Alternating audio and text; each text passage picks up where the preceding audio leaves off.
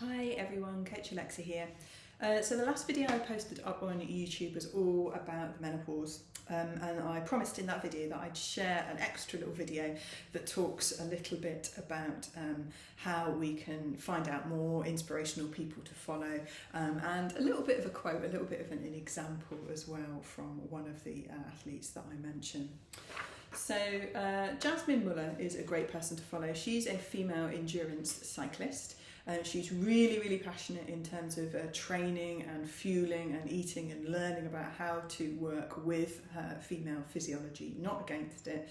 So on social media, she's put together some great, posts, really useful examples of how we can do that, particularly in the world of endurance sport. So she's definitely worth a follow.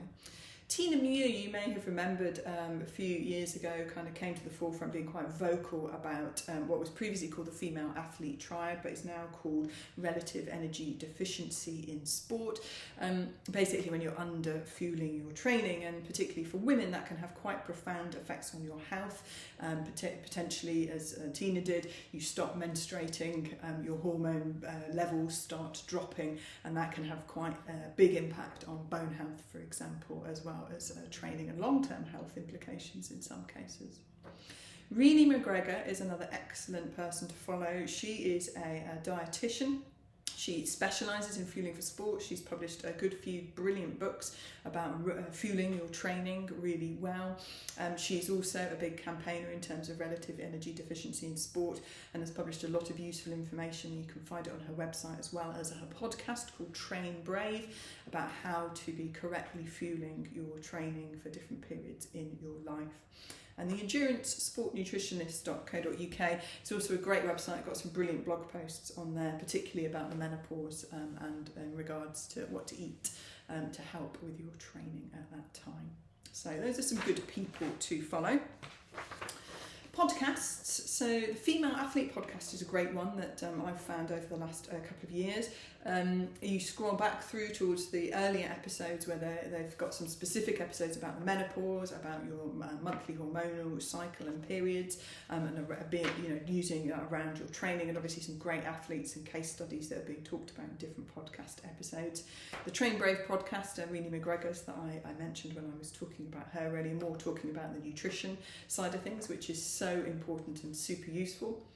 And this one is a little bit wider, so this is called the Tough Girl podcast. So lots of women from lots of different sports, from motor racing through to endurance running, exploring, adventuring, mountaineering, but all talking about things from, I guess, their own personal perspective. So you do end up learning a huge amount about how other women have experienced being sporty, being outdoors, challenging yourselves in different environments, but also dealing with periods, monthly cycles, going through the menopause, all of that sort of stuff. In terms of books, I do love a good book. This one I would say is an absolute must for any female runner, or in fact any female doing sport. Raw by Dr Stacy Sims. So a really brilliant, kind of well-written book with lots of examples and case studies to really kind of bring it to life, that talks a lot about how to train and how to eat around your hormonal cycle to really make the most out of what you do. Her hashtag is "women are not small men," which is really true. So we do have to think about things slightly differently. We can't just assume that everything men do, we just do, but slightly less. And linked to that is another very interesting book that I read recently. So this is called Inferior. So this is a bit more of a broad take on Stacy Sims's concept of women are not small men. And it has a good few chapters in here about how a lot of science, and this is science around healthcare in general, unfortunately, and that also includes that subset of science around sports science and research into, for example, nutrition and training options and injury, studies into how to reduce or rehab injuries. A lot of it, certainly historically, it's getting ever so slightly better at the moment, is just done on men. And that's because from a scientist's perspective, women are a bit more complicated because, we have fluctuating hormones throughout our lives at various different points. And those hormones might have a bigger influence on what it is they're trying to study than the outcome that they're looking at. So the rehab strategy or whatever, we might throw their results out with our different hormone levels throughout the month or as the years go by.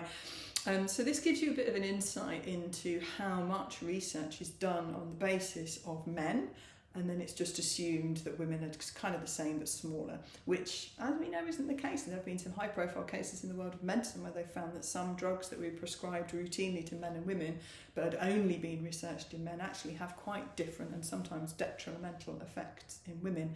And the same could be said for a lot of sports science research as well. So definitely worth a read, and it helps you bear in mind that when you're looking, when somebody says, oh, you know, science backs X, it helps you to think a little more about what that actually really means. So an example I had from last year, Strava launched a tool that would look at all of your cumulative Strava data and use that to predict target race times. Now, as a coach, I thought, awesome, that maybe brings a bit of data and a bit of maths and certainty to race prediction, which is a little bit more of an art than a science, I would say, in terms of predicting people's times. But when I looked into it and dug, this whole new service was based on one study, always a little bit of a dodgy sign, with less than 20 participants, not statistically significant, so not a big enough set of people to actually be able to draw big conclusions and to rule out that chance just happened to take a role in that such a small number of people that you looked at. And it was also all men and all between, I think, roughly the ages of 20 and 30. And I was sat there going, and you're marketing this as a tool for everybody and anybody to predict their race time. But if I'm a woman and I'm in my 60s, or if I'm a man and I'm in my 60s, or even if I'm a man between 20 and 30s, it's still not going to be a particularly representative and scientific look at it. Anyway, I'll get off my high horse. I hope those are a few useful resources for you.